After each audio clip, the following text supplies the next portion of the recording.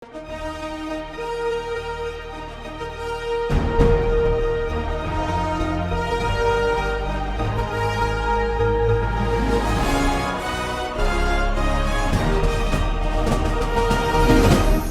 பார்த்து கொண்டிருப்பது உங்கள் ஜாஷுவா டிவி.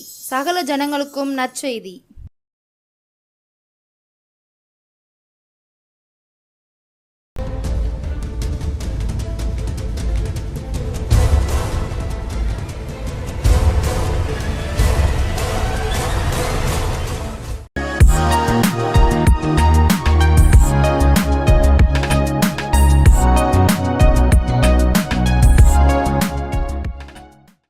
கர்த்தராகிய இயேசு கிறிஸ்து நாமத்தினாலே ஜாஷுவா டிவி நேயர்களை மறுபடியுமாக வாழ்த்தி ரட்சிப்பின் நேரம் என்ற இந்த நிகழ்ச்சிக்கு உங்களை அன்போடு அழைக்கிறேன்.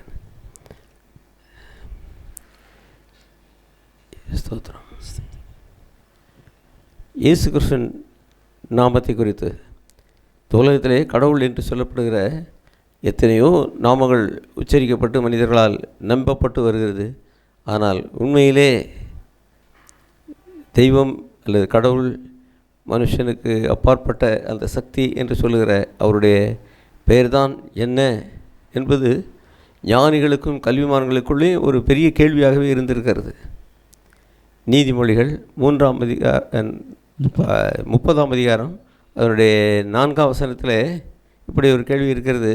வானத்துக்கு ஏறி இறங்கினவர் யார்? வானத்துக்கு ஏறி இறங்கினவர் யார்? காற்றை தமது கைப்பிடியில் அடக்கினவர் காற்றை தமது கைப்பிடியில் அடக்கினவர் யார்? தண்ணீரை வஸ்திரத்திலே கட்டினவர் யார்? தண்ணீரை வஸ்திரத்திலே கட்டினவர் யார்? பூமியின் எல்லைகள் எல்லாம் ஸ்தாபித்தவர் யார்? பூமியின் எல்லைகளை எல்லாம் ஸ்தாபித்தவர் யார்? அவருடைய நாமம் என்ன? அவருடைய நாமம் என்ன? குமாரனுடைய நாமம் என்ன? அவருடைய குமாரனுடைய நாமம் என்ன? அதை அறிவாயோ? அதை அறிவாயோ? இப்படிப்பட்ட ஒரு கேள்வி உண்டாயிருக்கிறதான உலகத்திலே அவருடைய நாமம் என்ன? நாமங்கள் எத்தனையோ இருக்கலாம். ஒரு நாமம், உறுதியான நாமம், உண்மையான நாமம், வல்லமையுள்ள நாமம், அது என்ன? அதை நாம் அறிந்து கொள்வோமானால் இந்த உலகத்திலே எல்லாவற்றையும் பார்க்கலாம். அது ஒரு பெரிய பொக்கிஷம், ஆசீர்வாதம். ஆக அவருடைய நாமம் என்ன? இதுதான் ஞானிகளின் கேள்வி. இதற்கு பரலோகம்தான் இதற்கு பதில் சொல்லியாக வேண்டும். மனுஷர்கள் யார் சொன்னாலும் அது எந்த அளவுக்கு சாத்தியம்னு சொல்ல முடியாது. ஆகவே மத்தேயு சுவிசேஷம் 1ஆம் அதிகாரம் 21ஆம் வசனத்திலே அவள் ஒரு குமாரனை பெறுவாள். தேவதூதன் பரலோகத்திலிருந்து இறங்கி வந்து யோசேப்பினிடத்திலே தோன்றி சொல்லுகிறான். அவள் மரியாள் யோசேப்புக்கு நியமிக்கப்பட்டிருந்தாலே அன்றி அவர்கள் திருமணம் இன்னும் நடைபெறவில்லை.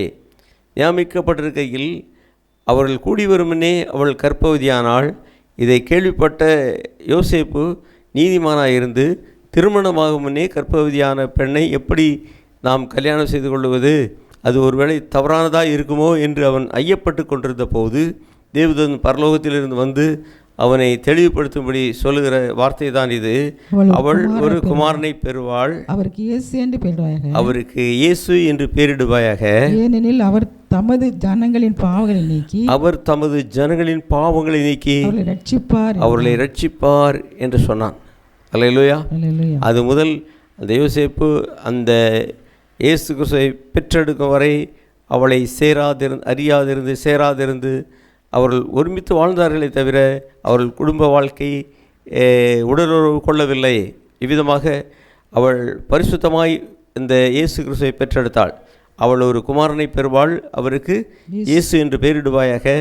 அவர் தம்முடைய ஜனங்களின் பாவங்களை நீக்கி அவர்களை ரட்சிப்பார் என்று சொல்லப்பட்டது. அல்லேலூயா. இயேசு என்றால் என்ன அர்த்தம்? அவர் தம்முடைய ஜனங்களின் பாவங்களை நீக்கி அவர்களை ரட்சிப்பார் என்பதுதான் பொருள். இந்த நாட்களிலே கிறிஸ்தவர்கள் என்று சொல்லப்படுகிற ஏராளமான ஜனக்கூட்டம் இருந்தாலும் அதை அவர்கள் எல்லோரும் இந்த ரட்சிப்பின் அனுபவத்தை பெற்றுக்கொள்ளவில்லை என்றால் அவர்கள் உண்மையிலே அவர் கிறிஸ்தவ வாழ்க்கை வாழ்கிறார்களா என்று சொல்ல முடியாது. கிறிஸ்தவர் அல்ல என்று சொல்ல முடிய ஆகிவிடும். ஏனென்றால் ரட்சிக்கப்பட்டிருக்க வேண்டும். அவருடைய பெயர் இயேசு கிறிஸ்து என்றால் இயேசு என்றால் அவர் தம்முடைய ஜனங்களின் பாவங்களை நீக்கி ரட்சிக்கிறவர். கிறிஸ்து என்றால் அபிஷேகிக்கிறவர். ஆகவே இயேசு கிறிஸ்துவை ஏற்றுக்கொண்டவர் கிறிஸ்தவன் என்று இயேசு கிறிஸ்துவை விசுவாசிக்கிறேன் என்று சொல்லுகிறவன் ரட்சிப்பையும் பரிசுத்தாவியும் அபிஷேகத்தையும் பெற்றுக்கொள்ள வேண்டியது அவசியமாக இருக்கிறது. அவர் தம்முடைய ஜனங்களின் பாவங்களை நீக்கி ரட்சிப்பார். இதுதான் அவருடைய பேரின் அர்த்தம். சரி, அடுத்து அந்த பிலிப்பியருக்கு எழுதின நிருபம் 2ஆம் அதிகாரம் 6 முதல் 11 வசனம் வரை வாசிக்கும் போது, அவர் தேவனுடைய ரூபமாயிருந்தும் தேவனுக்கு சமமாயிருப்பதை கொள்ளையாடின பொருளாக தேவனுக்கு சமமாயிருப்பதை கொள்ளையாடின பொருளாக எண்ணாமல் தம்மை தாமே வெறுமையாக்கி அடிமையின் ரூபம் எடுத்து மனுஷர் சாயலானார். அவர் மனுஷ ரூபமாய் காணப்பட்டு ஒரு நிமிஷம், பரலோகத்திலே உலகத்திலே ஜனங்கள் பாவம் செய்து கெட்டு போன போது பரலோகத்தில் ஒரு கேள்வி உண்டானது, யாரை நான் அனுப்புவேன், யார் நமது காரணமாக போவார் என்று. அதற்கு இயேசு கிறிஸ்து சொன்னார், நான் போகிறேன், நான் போகிறேன், என்னை அனுப்பும் என்று. இவ்விதமாக தன்னை அர்ப்பணித்து உலகத்தில் வந்தபோது அவர் தேவகுமாரன் அல்லது தேவனுக்கு சமமாக இருக்கிறவர், தேவனாகவே இருக்கிறவர், மனுஷ ரூபமாய் வந்தபோது அவர் தன்னை தாமே தாழ்த்தி அடிமையின் ரூபம் மனுஷ சாயலானார். அவர் மனுஷ ரூபமாய் காணப்பட்டு மரண பரியந்தம் அதாவது சிலுவையின் மரண பரியந்தம் கீழ்ப்படிந்தவராகி தம்மை தாமே தாழ்த்தினார். ஆதலால் தேவன் எல்லாவற்றுக்கும் மேலாக அவரை உயர்த்தி இயேசுவின் நாமத்தில் வானோர் பூதலத்தோர் பூமியின் கீழானோர் யாருடைய முழங்கால் யாவும் முடங்குபடி பிதாவாகிய தேவனுக்கு மகிமையாக இயேசு கிறிஸ்து கர்த்தர் என்று நாவுகள் யாவும் அறிக்கை பண்ண படிக்கும். நாவுகள் யாவும் இயேசு கிறிஸ்து கர்த்தர் என்று நாவுகள் யாவும் அறிக்கையிடும் படிக்கும். எல்லா நாமத்துக்கும் மேலான நாமத்தை அவருக்கு தந்தளினார். அல்லேலூயா, அல்லேலூயா. இயேசு நாமம் ஒன்றை நம்புவீர் பூலோகத்தாரே, இயேசு நாமம் ஒன்றை நம்புவீர். பேசுமேரே நாமமெல்லாம் பெருலகை ரட்சிக்காதே, இயேசு நாமம் ஒன்றை நம்புவீர் பூலோகத்தாரே, இயேசு நாமம் ஒன்றை நம்புவீர். இயேசு நாமத்தை நம்ப வேண்டும். ஏனென்றால் அவர் பரலோகத்திலிருந்து அறிவிக்கப்பட்ட நாமம். அவர் இந்த உலகத்திலே பரலோக மகிமையை தொடர்ந்து பூலோகத்திலே மனுஷனாய் காணப்பட்டு தன்னை தாழ்த்தினார். அவர் எல்லா நாமத்துக்கும் மேலான நாமம் அவருக்கு அருளப்பட்டிருக்கிறது. ஆகவே இந்த நாமம் எல்லாரையும் ரட்சிக்கிறது. இந்த நாமம் எவ்வளோ வல்லமையுள்ளது என்று இது பழைய ஏற்பாட்டு காலத்தில் வேதாகமத்தில் ஆதியாகமம் தொடங்கி வெளிப்படுத்தல் வரை இந்த இயேசு கிறிஸ்து நாமமே உயர்த்தி சொல்லப்பட்டிருக்கிறது. ஏசாயா 9:6 கூட நமக்கு ஒரு பாலகன் பிறந்தார், நமக்கு ஒரு குமாரன் கொடுக்கப்பட்டார், கர்த்தத்துவம் அவர் தோள் மேல் இருக்கும், கர்த்தத்துவம் அவர் தோளின் மேல் இருக்கும். அவர் நாமம் அதிசயமானவர், ஆலோசனை கர்த்தர், வல்லமையுள்ள தேவன், நித்திய பிதா, சமாதான பிரபு எனப்படும். இதில் முக்கியமான காரியம், அவர் நாமம் அதிசயமானது. அந்த நாமத்தின் அதிசயம் என்ன? ஒரு மனுஷன் பாவியாக இருக்கிறான், நரகத்தின் வழியில் சென்று கொண்டு நரகத்தின் மகனாய் வாழ்ந்து கொண்டிருக்கிறான். அவன் இயேசு கிறிஸ்துவை விசுவாசிக்கும் போது, ஏனென்றால் இயேசு கிறிஸ்து அவனுடைய பாவத்துக்காக சிலுவையிலே பாடுகள் அனுபவித்து இரத்தம் சிந்தி ஜீவனை கொடுத்து உயிரோடு எழும்பினபடினாலே அவருடைய இரத்தத்தின் வல்லம அவனை யோவான் சுவிசேஷம் 1ஆம் அதிகாரம் 12ஆம் வசனத்தின்படி அவருடைய நாமத்தின் மேல் விசுவாசம் உள்ளவர்களாய், இயேசு கிறிஸ்து நாமத்தின் மேல் விசுவாசம் உள்ளவர்களாய், இயேசு கிறிஸ்து ஏற்றுக்கொண்டவர்கள் எத்தனை பேர்களோ அத்தனை பேர்களும் தேவனுடைய பிள்ளைகளாகும்படி அவர்களுக்கு அதிகாரம் கொடுத்தார். இவ்விதமான அந்த நாமத்தின் அதிசயம் என்னவென்றால், அவரை ஏற்றுக்கொள்ளும் போது பாதாளத்தின் மகனாய், நரகத்தின் மகனாய் வாழ்ந்து கொண்டிருக்க, பாவத்தின் மகனாய் வாழ்ந்து கொண்டிருக்க மனுஷன் ஒரே நிமிஷத்திலே இயேசு கிறிஸ்து ரத்தத்தினாலே கழுவப்பட்டு பரலோகத்தின் மகனாய், தேவனுடைய மகனாய், இயேசு கிறிஸ்துவின் பிள்ளையாய் எண்ணப்படுகிறான், ஏற்றுக்கொள்ளப்படுகிறான். அல்லேலூயா. இதுதான் அந்த நாமத்தின் அதிசயம். உலகத்தில் வேறு எந்த காரியத்தினாலும் நடைபெற முடியாத ஒரு காரியம் இந்த இயேசு கிறிஸ்து என்ற பெயரை சொல்லும் பொழுது அவருடைய இரத்தத்தினாலே பாவ மன்னிப்பும் பரலோகமும் நமக்கு சாத்தியமாகிறது. அல்லேலூயா. அடுத்து பாருங்கள், சுகம் கிடைக்கும். சுகம் சுகம் சுகமளிக்கிற காரியம் உலகத்திலே சுகம், பாவமன்னிப்பு மட்டும் இல்லை, சுகமும் இயேசு கிறிஸ்து நாமத்தினாலே கிடைக்கிறது. அப்போஸ்தலர் 3ஆம் அதிகாரம் 6 முதல் 8 வரை உள்ள வசனங்களும். அப்பொழுது பேதுரு வெள்ளியும் பொன்னும் இடத்தில் இல்லை. பிறவி சப்பானியான ஒரு மனுஷன் தேவாலயத்தில் வாசலிலே பிச்சை கேட்டுக்கொண்டிருக்கிறான். அவன் பிறவியிலே சப்பானியாக இருக்கிறான். அவனுக்கு வயது 40. இத்தனை வருஷத்துக்குள்ள அவனுடைய கைகளிலே நல்ல பலன் இருக்கிறது. கால்கள் சும்மா சின்ன ஒரு குச்சி கம்பு மாதிரி தான் இருக்குது. ஆனால் இப்போது அவன் சொல்கிறான், வெள்ளியும் பொருளும் என்னிடத்தில் இல்லை, என்னிடத்தில் உள்ளது இவனுக்கு தருகிறேன். நசரா இயேசு கிறிஸ்து நாமத்தினாலே எழுந்து நட என்று சொல்லுகிறான். வலது கையினாலே அவனை பிடித்து தூக்கி விட்டான். உடனே அவனுடைய கால்களும் கரடுகளும் பலன் கொண்டது. அவன் குதித்து எழுந்து நின்று நடந்து குதித்து தேவனை துதித்து கொண்டே அவனோடு கூட தேவாலயத்துக்குள்ளே போனான். இத்தனை வருஷமாய் 40 வருஷமாய் தேவாலயத்தின் வாசலில் இருந்து பிச்சை கேட்டுக்கொண்டிருந்த மனுஷன் இன்று அவன் பிடித்து அவனை தூக்கி விட்ட போது, இயேசு கிறிஸ்து நாமத்தினாலே நட என்று சொன்னபோது எழுந்து குதித்து துதித்து நடந்து தேவாலயத்துக்குள்ளே செல்கிறான். அதிசயம், அற்புதம். அதிசயம் என்றால் இது சாதாரணமானதில்லை. 40 வருஷம் விளங்காதிருந்த கால் இப்பொழுது, பிறவியிலே விளங்காதிருந்த கால் இப்பொழுது அவனுக்கு பலன் கொண்டு, 40 வயசு மனிதனுக்கு கால்கள் எவ்வளவு இருக்கணுமோ அதே ஸ்ட்ரென்த் அவனுக்கு கிடைக்கிறது. அல்லேலூயா. இதை பார்த்து அதிசயப்பட்டார்கள். 15-16 வசனங்கள் வாசி கேட்போம். ஜீவாதிபதியை கொலை செய்தீர்கள், அவரை தேவன் மரித்தெழுந்து எழுப்பினார், அதுக்கு நாங்கள் சாட்சிகளாக இருக்கிறோம். அவருடைய நாமத்தை பற்றும் விசுவாசத்தினாலே, இயேசு கிறிஸ்துவை நாமத்தை குறித்து விசுவாசமே பற்றும் நாமமே நீங்கள் பார்த்து அறிந்திருக்கிற இவனை பலப்படுத்தினது. அவருடைய நாமமே இவனை நீங்கள் பார்த்து அறிந்திருக்கிற இவனை பலப்படுத்தினது. இயேசு கிறிஸ்து நாமம் தான் இந்த அற்புத சுகத்தை கொடுத்தது என்று பேதுரு சொல்கிறான். அடுத்து பாருங்க, 4ஆம் அதிகாரம் 12ஆம் வசனத்தில், அவராலே அன்றி வேறொருவரால் ரட்சிப்பு இல்லை, இயேசு கிறிஸ்துவாலே அன்றி வேறொருவரால் ரட்சிப்பு இல்லை, நாம் ரட்சிக்கப்படும்படிக்கு வானத்தின் கீழங்கும் மனுஷருக்குள்ளே அவருடைய நாமமே இல்லாமல், இயேசு கிறிஸ்துவின் நாமமே அல்லாமல் வேறொரு நாமம் கட்டளையிடப்படவும் இல்லை என்று என்றான். அது மாத்திரம் அல்ல, 15ஆம் வசனம் முதல் 20ஆம் வசனம் வரை வாசி கேட்போம். அப்பொழுது அவர்களை ஆலோசனை சங்கத்தை விட்டு வெளியே போகும்படி, ஆலோசனை சங்கத்தில் இருந்த அவர்கள் எல்லாரும், ஆசாரியர் மற்ற எல்லாரும் தங்களுக்குள்ளே யோசனை பண்ணி கொண்டு இந்த மனுஷனை நாம் என்ன செய்யலாம், எருசலேமில் வாசம் பண்ணுகிற எல்லாருடைய கண்களுக்கும் முன்பாக இருக்கிறபடி வெளியரங்கமான அடையாளங்களும் அற்புதங்களும் செய்யப்பட்டிருக்கிறது. அதை நாம் இல்லை என்று சொல்லக்கூடாது, இதை இல்லை என்று சொல்லி மறைக்க முடியாது.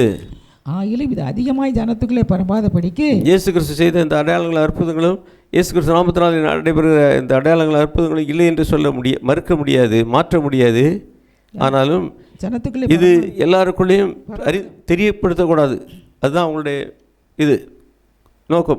பரவாதபடிக்கு இந்த நாமம் மற்றவர்களுக்குள்ளே பரவாதபடிக்கு இது முதல் ஒருவரோடும் இந்த நாமத்தை குறித்து பேசவும் கூடாது என்று, இயேசு கிறிஸ்து நாமத்தை குறித்து பேசவும் கூடாது என்று அவர்களை உறுதியாய் பயப்படுத்த வேண்டும் என்று கொண்டு அவர்களை அழைத்து, இயேசு நாமத்தை குறித்து எவ்வளவு பேசவும் போதிக்கவும் கூடாது என்று, இயேசு கிறிஸ்து நாமத்தை குறித்து எவ்வளவும் பேசவும் போதிக்கவும் கூடாது என்று கட்டளையிட்டார்கள். பேதுரு யோவானும் அவர்களுக்கு பிரயோஜனமாக தேவனுக்கு செவி கொடுப்பதை பார்க்கலாம், செவி கொடுக்கிறது தேவனுக்கு முன்பாக நியாயமா இருக்குமோ என்று சொல்லி நிதானித்து பாருங்கள். அல்லேலூயா. அருமையானவர்களே, அன்றைய ஆசாரியர்கள் மட்டுமில்லை, பிசாசு மாத்திரமல்ல, இன்று வரை எல்லா நாடுகளிலும், உலக நாடுகளிலும் பிசாசினுடைய திட்டம் என்னவென்றால், இயேசு கிறிஸ்து நாமம் மாத்திரம் பிரசங்கிக்கக்கூடாது, வேறு என்னன்னாலும் நடக்கலாம். அவங்க சொல்கிறாங்க, நீங்கள் இயேசு கிறிஸ்து இந்த நாமத்தை குறித்து எவ்வளவும் பேசக்கூடாது. இவங்க நீங்கள் அற்புதம் செய்யக்கூடாதுன்னு அவங்கள சொல்லலை. நீங்கள் என்ன எதை வேணாலும் செய்துக்கோ, பாடு ஆடு என்னன்னாலும் பேசு, ஆனால் இயேசு கிறிஸ்து நாமத்தை மட்டும் சொல்லாத. பிசாசு இயேசு கிறிஸ்து நாமத்தை விரோதிக்கிறான்.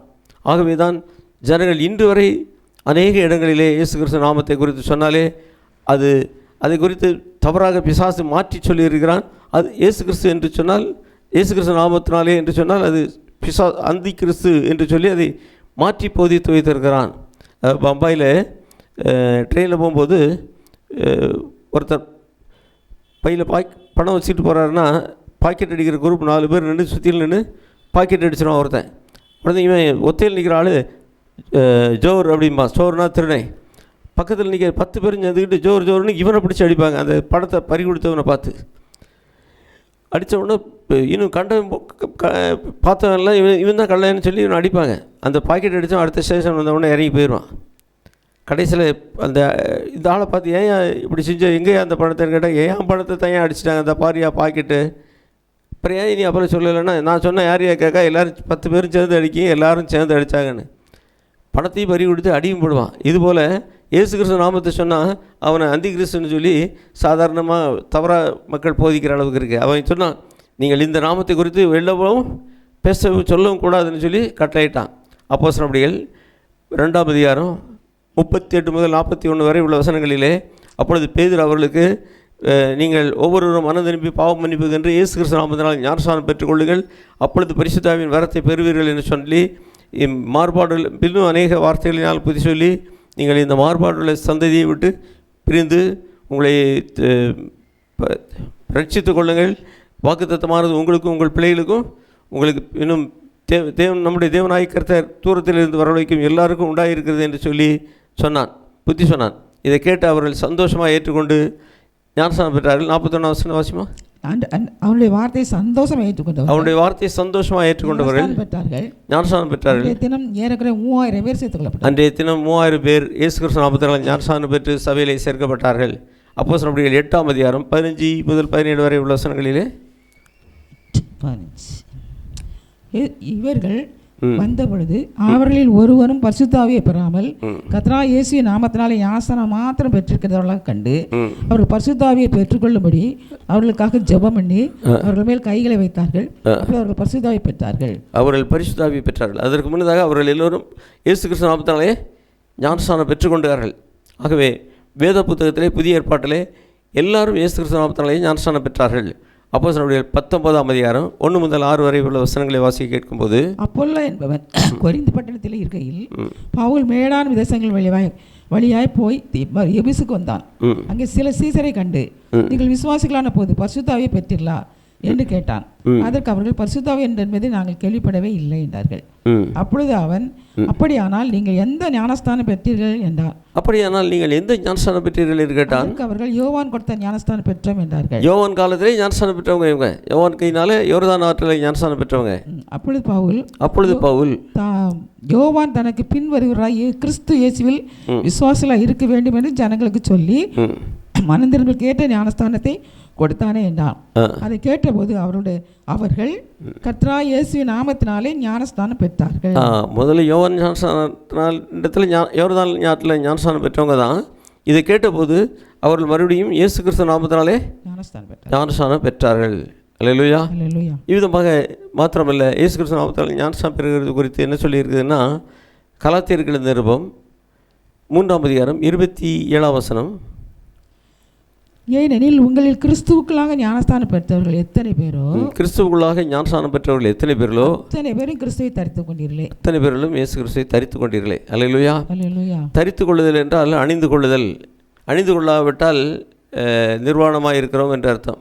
கிறிஸ்துக்குள் ஞானஸ்தானம் பெற்ற அனைவரும் நீங்கள் எரிசீர்கள் கிறிஸ்துவை தரித்துக் கொண்டீர்களே, ஆடையாக அணிந்து கொண்டது போல.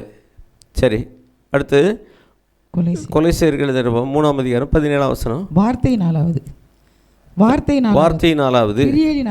கிரியையினாலாவது நீங்கள் எதை செய்தாலும் அதையெல்லாம் கர்த்தராகிய இயேசு நாமத்தாலே செய்து இயேசு கிறிஸ்து நாமத்தாலே செய்து முன்னிலையாக பிதாவாகிய தேவனை ஸ்தோத்திரியுங்கள். அவர் முன்னணியாக பிதாவாகிய தேவனை ஸ்தோத்திரியுங்கள். அல்லேலூயா. ஆக இவ்விதமாக நாம் எதை செய்தாலும், வியாபாரம் செய்தாலும், படித்தாலும், திருமணம் செய்தாலும், வீடு கட்டினாலும், மற்ற எந்த காரியத்தை செய்தாலும் எல்லாவற்றிலும் இயேசு கிறிஸ்து நாமத்தினாலே செய்வோமானால் அவைகளை கர்த்தர் ஆசீர்வதிப்பார். அல்லேலூயா. நீங்கள் எதை செய்தாலும் கர்த்தராகிய இயேசு கிறிஸ்து நாமத்தினாலே செய்து பிதாவாகிய தேவனை முன்பாக அவரை ஸ்தோத்திரியுங்கள். அல்லேலூயா.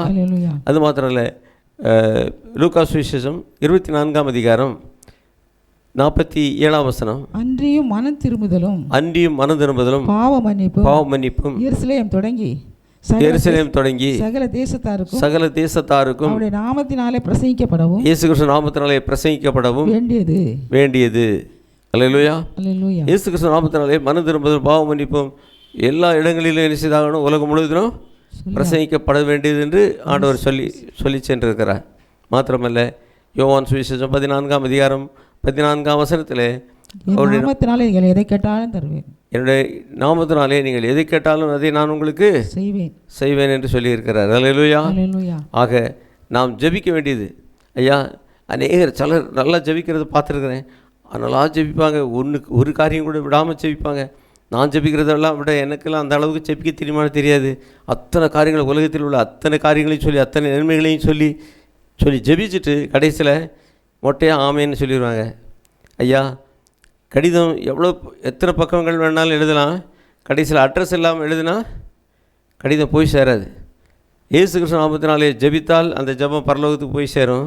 மற்றபடி சும்மா நம்ம சொந்த பேரால் ஆமேன் கேட்குறேன் பிதாவே, பாதத்தை முத்தமிட்டு கேட்குறேன், இல்லை கெஞ்சி கேட்குறேன், என்ன கேட்டாலும் சரி, அட்ரஸ் இல்லாமல் கேட்டால் எங்கே போய் சேரும் அது? ஆகவே இயேசு கிறிஸ்து நாமத்தினாலே, என் நாமத்தினாலே எதை கேட்டாலும் நான் அதை உங்களுக்கு செய்வேன்னு சொல்லியிருக்காரு. இயேசு கிறிஸ்து நாமத்தினாலே ஜெபிக்க வேண்டியது அவசியம். சரி, அது மாத்திரம் இல்லை, மார்க்கு சுவிசேஷம் 16ஆம் அதிகாரம் 16 முதல் 20 வரை உள்ள வசனத்தை ஞானஸ்தானம் பெற்றவன் ரட்சிக்கப்படுவான். விசுவாசம், இந்த வசனங்களை விசுவாசம் உள்ளவர்களாகி ஞானஸ்தானம் பெற்றவன் ரட்சிக்கப்படுவான். விசுவாசியாதவனோ ஆக்கினைக்குள்ளாக தீர்க்கப்படுவான்.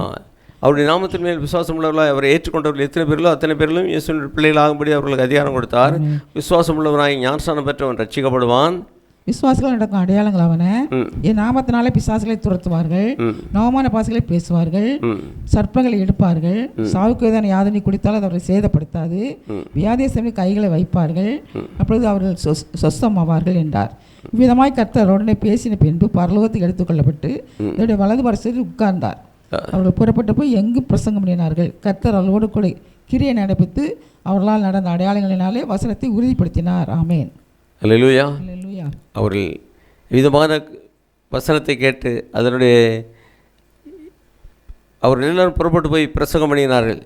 மறந்து விசுவாசம் உள்ளவனாய் ஞானஸ்நானம் பெற்றவன் ரட்சிக்கப்படுகிறான். விசுவாசிகளால் நடக்கும் அடையாளங்கள் இவையெல்லாம் கர்த்தர் செய்து வசனத்தை உறுதிப்படுத்தவும் செய்தார். அல்லேலூயா. இந்த நாட்களிலே அவ்விதமாக அவர் நமக்கு உறுதிப்படுத்தத்தக்கதாக நாம் அவருடைய வசனத்தை கை கொண்டு நடந்து அவருடைய சத்தியத்தின்படியே புதிய ஏற்பாட்டு விசுவாச வாழ்க்கையை சரியாய் கவனித்து கை கொள்வோமானால் கர்த்தர் நம்மை கொண்டும் அடையாளங்களை அற்புதங்களை செய்து வசனத்தை உறுதிப்படுத்த வல்லவராக இருக்கிறார். ஜெபிப்போமா? நன்றி தகப்பனே, ஸ்தோத்திரம் ஆண்டவரே, ஸ்தோத்திரம் ஸ்தோத்திரம். ஜோசுவா டிவிக்காக ஜெபிக்கிறேன், குடும்பத்தினருக்காக ஜெபிக்கிறேன். விசேஷமாக நன்றி ஆண்டவரே, நன்றி ஆண்டவரே. ஹல்லேலூயா, ஸ்தோத்திரம். இதை ரெக்கார்டிங் பண்ணுகிற மருமகனுக்காக ஜெபிக்கிறேன். அவருடைய ஆசீர்வதியும், அவருடைய குடும்பங்களை ஆசீர்வதியும், பிள்ளைகளை ஆசீர்வதியும். நன்றி ஆண்டவரே. இன்னுமாய் ஆண்டவரே, இந்த ஜோசுவா டிவியினுடைய வளர்ச்சிக்காக குடும்பத்தினர் யாவருக்காகவும் ஜெபிக்கிறேன். அற்புதத்தை செய்யும், ஆசீர்வதியும். நன்றி ஆண்டவரே, ஸ்தோத்திரம் ஸ்தோத்திரம் ஸ்தோத்திரம் ஆண்டவரே. ஹல்லேலூயா, ஹல்லேலூயா. இன்னுமாய் எல்லையை விரிவாக்கி தாரோம், கரங்களை தருவோம், பொறுப்படுத்திக் கொள்ளும். நன்றி தகப்பனே, ஸ்தோத்திரம் ஸ்தோத்திரம் ஆண்டவரே. உங்கள் நல்ல வெளிப்பாடுகளுக்காக ஸ்தோத்திரம். நன்றி ஆண்டவரே, நீர் உண்மை வெளிப்படுத்துகிறீர், அதற்காக ஸ்தோத்திரம் ஆண்டவரே. வெளிப்பாடுகளை பெற்றுக்கொண்ட ஒவ்வொரு பிள்ளைகளும், டிவி மூலமாக யூடியூப் மூலமாக பெற்றுக்கொண்ட ஒவ்வொருவரும் ஆண்டவரே அதற்கேற்றபடி கிரியை செய்து உமது நாமத்தை மேம்படுத்தி அடையாளங்களினாலும் அற்புதங்களினாலும் வசனங்களை அவருடைய மூலமாக உறுதிப்படுத்தப்படட்டும். இயேசு கிறிஸ்து நாமத்தில் ஜெபிக்கிறோம் பிதாவே. மீண்டும் அடுத்த வாரம் சந்திப்போம். God bless you.